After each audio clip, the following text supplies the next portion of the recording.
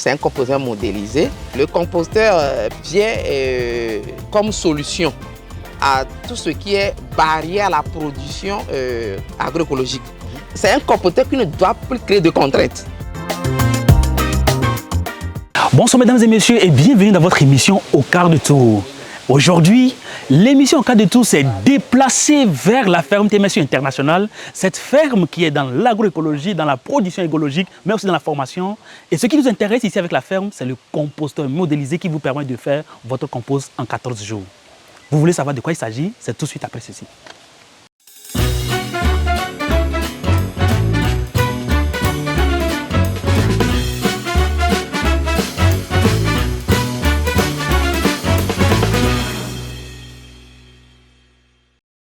Et nous sommes avec le professeur Agbati, ce professeur qui, jour et nuit, ne fait que réfléchir sur l'évolution, la révolution même de l'agriculture. Bonsoir professeur. Bonsoir. Merci de nous avoir accueillis dans votre ferme. Alors professeur, TMSU International, présentez-nous cette ferme. D'où est venue l'idée de mettre en place cette ferme? Ok, d'abord, l'idée première, c'est devenir utile. Donc il y a la manière de devenir utile d'une manière, je dirais, moderne et d'une manière rurale. Voilà. Donc nous, on a décidé de prendre la dimension holistique, c'est-à-dire les deux à la fois, pour ne léser personne et qu'on ne soit pas soi-même non plus lésé. Donc c'est ça qui nous a amené d'abord à réfléchir sur les dimensions technologiques liées à la science et dimensions professionnelles liées aux pratiques. Donc je dirais, on a tropicalisé un peu les idées, les recherches pour les rendre plus accessibles. C'était d'abord l'idée et créer maintenant de plus-value. C'était l'idée première et après ça s'est métamorphosé, continué avec des rencontres d'autres personnes et ça a défini sa vision.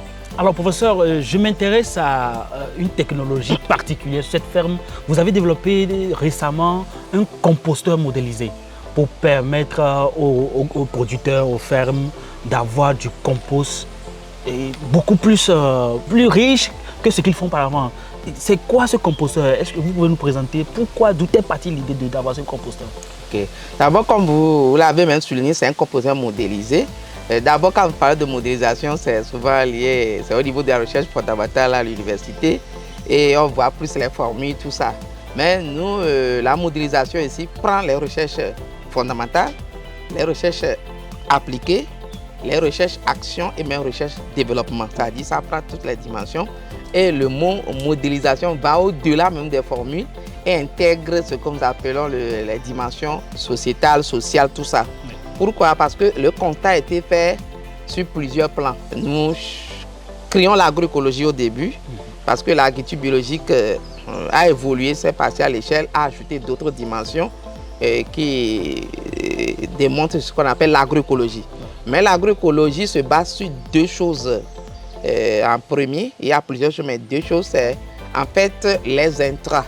Oui. Donc l'intrant en termes d'amendement, c'est-à-dire engrais, et l'intrant en termes de protection. Or, la démarcation que veut l'agroécologie, c'est de produits donner les gens à manger bien, sur son plat bio, mais c'est en même temps protéger l'environnement, c'est-à-dire et intégrer ce qu'on appelle même la lutte contre les changements climatiques. Donc cette lutte, comme tout le monde le sait, a aujourd'hui 2 ou 3 piliers. L'atténuation, on atténue les causes, c'est ce qu'on appelle, on séquestre le carbone. L'adaptation, c'est on lutte au niveau des conséquences pour rendre l'agriculture résiliente. Et il y a aussi l'accès à l'énergie que nous oublions souvent, c'est-à-dire l'énergie de cuisson propre qui s'intègre dans l'agroécologie, la traition, les foyers améliorés, tout ça, le biogaz qui permettent de ne pas détruire la forêt autour de nous, mais tout en faisant l'agroécologie, l'agroforesterie, tout ça, d'avoir une origine d'énergie, de cuisson propre et même d'électrification. Donc, tout ça, mis ensemble, va définir en termes d'être un composteur. Le composteur, peut-être je vais extrapoler un peu, vient comme solution à tout ce qui est barrière à la production agroécologique. Okay. Parce qu'en agroécologie, ça devient très difficile d'avoir des intrants. Et ça retourne les gens à faire soit encore l'agriculture semi-bio, ou bien carrément on retourne encore à la dimension chimique et on dit d'ailleurs que l'agroécologie ne pourra jamais nourrir son producteur. Voilà. Parce qu'il faut tout un tas de compost sur 3 mois peut-être, retourner, se fatiguer et pour pouvoir amender. Et il faut une grosse quantité aussi pour pouvoir amender un espace. Donc tout ça devient un fardeau, un tracas difficile. Donc c'est l'un des premiers facteurs. Deuxième, ça n'a pas même un ratio fertilisant à un haut niveau. Parce que le compost direct, c'est plus de la matière organique et pas forcément de l'activité microbienne. C'est-à-dire, quand vous voyez le sol, c'est peut-être le mot serait un peu trop scientifique, mais nous les oublions, les détritivores. C'est-à-dire, c'est les premiers éléments qui sont dans la nature, ils sont les micro-organismes efficaces, ils sont les lombriques, tout ça, qui est la richesse de la terre. C'est ça même que tue les engrais chimiques et les sols meurent. Donc, eux, ils ont cette capacité de broyer les éléments, les débris qui tombent et font l'humus. Et ça enrichit déjà le sol. Il y a certains qui permettent de capter la lumière, sont parmi eux, on les appelle les micro-organismes photosynthétiques. Il y a d'autres qui sont acidolatiques, il y a qui sont au niveau des racines, qui permettent que la plante évolue bien. Mais un compost normal n'a pas cette dimension de micro-organismes efficaces. Voilà. C'est là où les nuisibles, les micro-organismes nuisibles l'emportent et ça crée des maladies du sol qui se transmettent à la plante. Et quand il y a stress hydrique, il y a manque d'eau, les plantes développent tellement d'autres maladies qui peuvent être virales. Nous on appelle seulement les maladies cryptogamiques, les maladies qui attaquent les plantes. Donc la solution c'était où? C'est d'arriver à avoir un intrant all in one, c'est-à-dire tout en un, voilà, qui tout en nourrissant la plante, enrichit effectivement le sol, le répare en même temps, donne l'immunité à la plante et rend résilient même les semences qui vont en sortir après. Et c'est là où l'idée nous est venue de faire cette modélisation en se basant sur les matériaux de la nature, mais recalculés, reproduits dans le laboratoire, ramenés encore dans la même nature.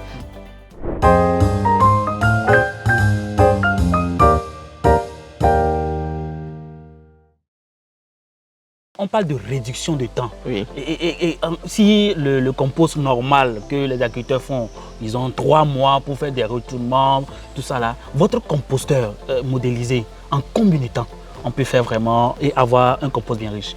Ouais, en fait, c'est en 14 jours. Wow. Et au lieu de 3 mois, d'abord, il n'y a pas à remuer, il y a peut-être à faire sortir le compost le 7e jour, à le ramener, 10e, à ramener. Pas à tourner des tas, il n'y a plus ça. Vous voyez, certaines saisons, il y a certains moments où on ne coupe pas les planches ou les arbres dans la culture africaine. On dit qu'il y a plein d'huile. Quand vous coupez un arbre, après ça va s'effriter quand vous faites les toitures avec. Oui, donc c'est un problème, c'est une menace. Même nous, on a tourné ça en opportunité. On a cherché pourquoi ça se passe quand on coupe en pleine lune. Et nous avons vu qu'en fait, en pleine lune, les micro-organismes viennent à la surface de la terre. Donc, nous avons pris au moins 10 ans pour choisir ces micro-organismes, faire une culture de ces micro-organismes, leur donner beaucoup de caractère.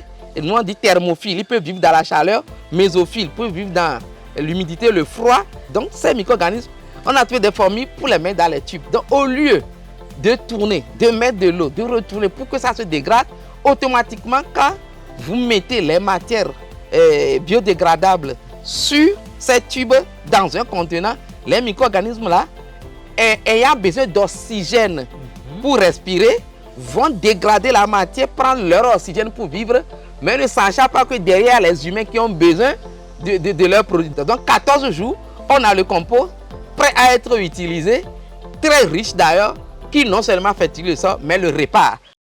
Quelle est la quantité que votre composteur peut sortir en 14 jours? Toute forme de quantité, ça voudrait dire quoi? Si vous voulez faire 1,7 tonnes, on sait combien de tubes installés dans le composteur. Voilà. Si vous voulez faire 50 tonnes, on sait combien de tubes installés. Et aujourd'hui, nous avons développé la dimension biofabrique. Biofabrique, ça peut être même 2000, 3000, 50 000 tonnes. Wow. Donc c'est tout un biofabrique où on peut prendre même les déchets biodégradables, les scies de bois, n'importe quoi, même les dépotoirs côté biodégradable et les matières solides urbaines côté biodégradable, et on le fait. Et là, le premier essai qu'on a fait, ça a été passé sur le projet même UV2A.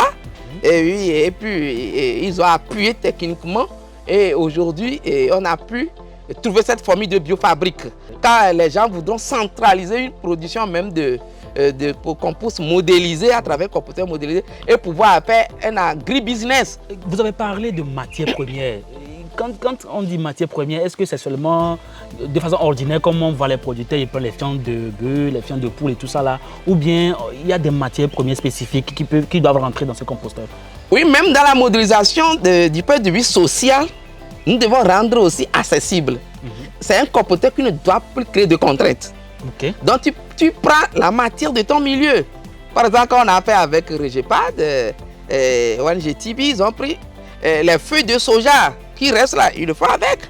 Bien sûr, on va mettre un peu de biochar, le biocharbon dedans, un peu de cendre.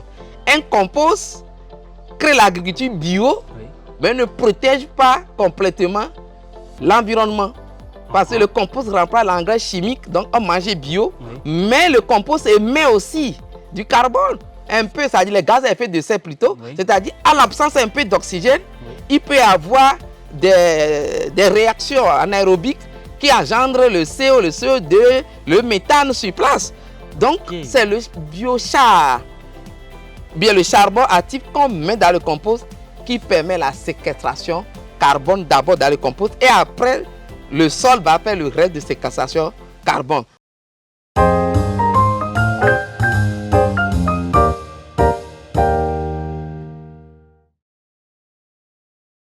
Alors quels sont les avantages pour un producteur d'avoir ce composteur en termes de productivité, de coût, de rendement même de production sur son espace? Oui, en fait, comme nous avons développé ça au début, c'était plus orienté vers les organisations paysannes, les groupements, par exemple, Renate, CETOP, c'est passé aussi sur FSRP, Regepad, il y a la GZ qui l'a fait passer sur un projet à Tchamba, il y en a au Bénin, Congo, c'était plus ça.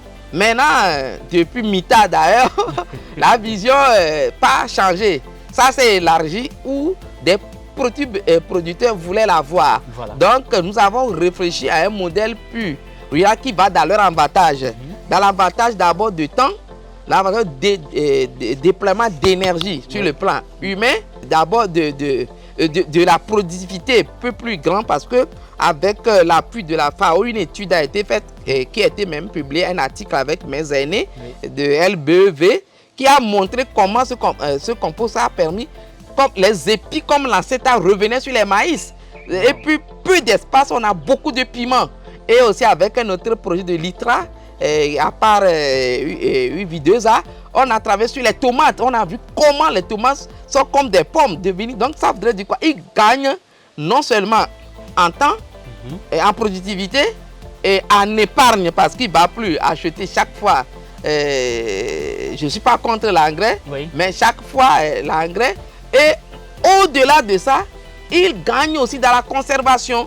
Tous les produits qui sortent de l'utilisation de ce compost durent dans le temps hors frigo. Si vous nous suivez, sachez que nous sommes en train de parler de la durabilité de l'agriculture et aujourd'hui spécifiquement, nous voulons aller vers le compostage. Nous avons la manière traditionnelle de faire le compost, mais aujourd'hui, le professeur Agbati a réfléchi autrement à faire un composteur modélisé qui vous permet en 14 jours de pouvoir avoir votre compost plus riche même que ce compost traditionnel que vous faites d'ailleurs. Alors professeur, beaucoup de personnes vont me poser la question, c'est vrai, une technologie, le coût. Ça coûte combien? Est-ce que c'est déjà là, c'est déjà disponible, on peut l'avoir ou c'est sur commande? Et ça coûte combien pour un producteur lambda? Et ça coûte combien pour une organisation paysanne? Ou beaucoup plus large si on veut avoir des 50 tonnes? Voilà, quel est le coût réel de la solution? Et moi, j'ai dit finalement, c'est avant qu'on avait, maintenant on a un coût psychologique. Ça voudrait dire quoi? Quelqu'un qui n'a pas peut-être de l'innocence ni de tôle galva pour faire un composteur, mais a de la céramique, l'argile, peut faire composter, on intègre les tubes dedans. Donc aujourd'hui, je préfère dire qu'on veut rendre accessible même, je n'aime pas dire mot vulnérable, je n'aime pas dire les vulnérables, je dis à ceux qui n'ont pas le moyen. Le prix fondamental quand c'est arrivé au niveau un peu industriel, ça on le sait, autour de 150 000 par 0,75 tonnes. Ça, c'est trop chiffré, je ne vais pas aller dedans. Mais ce que nous faisons en premier, on vient visiter. Et là où la personne veut l'utiliser, on voit la matière qu'il a et on voit le matériau qu'il a déjà même autour de lui. Donc on chiffre, on enlève tout ça dedans et on fait l'appui technique. Celui qui veut faire business avec, ça c'est autre chose. Il va installer avec des matériaux très modernes. Donc quel que soit le matériel que vous avez ou le système que vous avez, sachez qu'en 14 jours, une fois que les tubes sont installés, ou bien ça peut extrapoler en fonction du matériel que vous avez. Effectivement, il y a eu les 10 jours, mais les 10 jours, c'est ceux qui ont eu les broyeurs. Donc ils ont broyé même la matière un peu d'abord avant de l'introduire dans le composteur. Parce que la modélisation continue même chez le producteur. Hein. Le 14 jours, c'est le moyen en fait. Et ce qui est intéressant avec ce compost, quand vous le mettez en sac le 14e jour, la dégradation continue encore dans le sac pour vous. Ça continue. Et quand vous le mettez dans votre champ, la dégradation, quand il rencontre d'autres feuilles qui tombent, les micro-organismes continuent même pas à dégrader. Alors professeur, pour finir, quel message avez-vous à l'endroit des producteurs, des décideurs et même des partenaires pour vraiment accompagner ce projet, pour vraiment accompagner toute personne qui veut vraiment avoir ce composteur? La vision aujourd'hui, c'est d'arriver à la sécurité alimentaire et à la souveraineté alimentaire. J'ai fait appel aux gens, ce serait plus contributif hein, d'acquérir le composteur, nous aussi de les accompagner, mais d'évoluer ensemble pour faire de notre agriculture intensive, destructive de l'environnement et qui nous tue même avec des maladies cancérigènes, hépato-rénales, tout ce qui est là, d'aboutir à une santé saine de nous-mêmes, de l'environnement. Vous êtes producteur, réseau, coopérative, sachez très bien que personne n'est pas épargné, personne n'est mis de côté. Vous êtes tous pris en compte dans cette technologie. Le composteur modélisé, il peut voyager vers vous dans votre ferme.